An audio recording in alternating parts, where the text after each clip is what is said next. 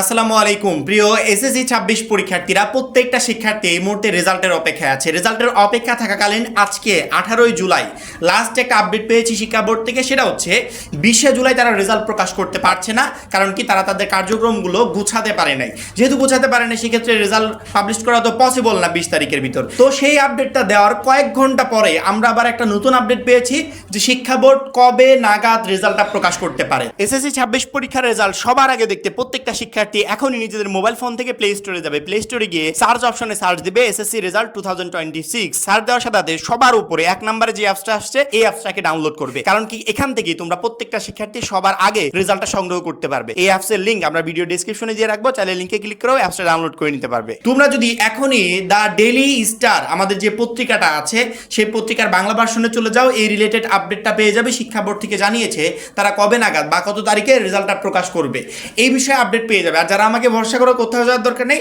Just স্ক্রিনের দিকে খেয়াল করো। ডেইলি স্টার বলছে এসএসসি সমানের ফল প্রকাশ 28 জুলাইয়ের পর। 28 জুলাইয়ের পর চলতি বছরের এসএসসি সমানের পরীক্ষার ফলাফল আগের ঘোষণা অনুযায়ী 20 জুলাইয়ের মধ্যে প্রকাশ করা হচ্ছে না, তবে 28 জুলাইয়ের পর তা প্রকাশ করা হতে পারে।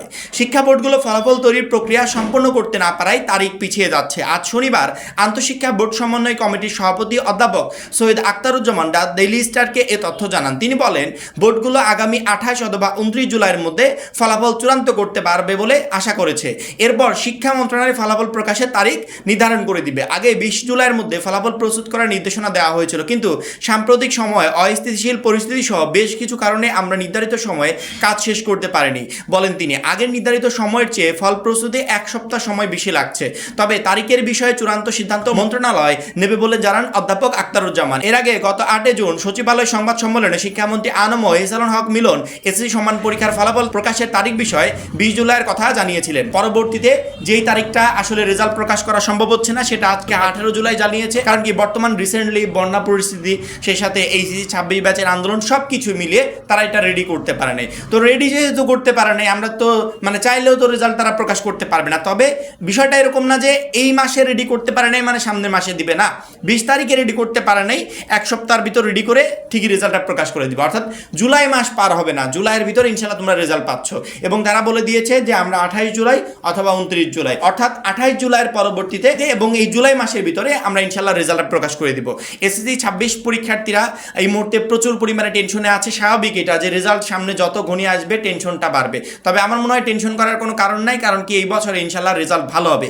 এমনিতে আমাদের শর্ট সিলেবাস ছিল, তাছাড়া প্রশ্নটাও ইজি ছিল, আমরা ভালো করে পরীক্ষা দিতে পেরেছি। সেক্ষেত্রে পরীক্ষার খাতা কিভাবে দেখলো না, রেজাল্ট কেমন হবে, খারাপ হবে কি ভালো হবে, এই বিষয়গুলো নিয়ে টেনশন না করে সবাই আল্লাহর কাছে দোয়া করো যেন তুমি একটা বেস্ট রেজাল্ট করে তোমার বাবা মায়ের মুখ উজ্জ্বল করতে পারো। এবং আমরা আমাদের পক্ষ থেকে সবসময় অ্যালার্ট আছি।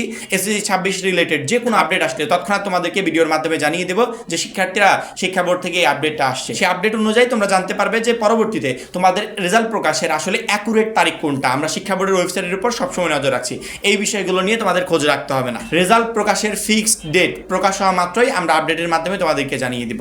এখন এই পর্যন্তই। পরবর্তী ভিডিওর জন্য অবশ্যই চ্যানেলটাকে সাবস্ক্রাইব করে রাখবে। সবাই ভালো থাকবে, সুস্থ থাকবে। আল্লাহ হাফেজ।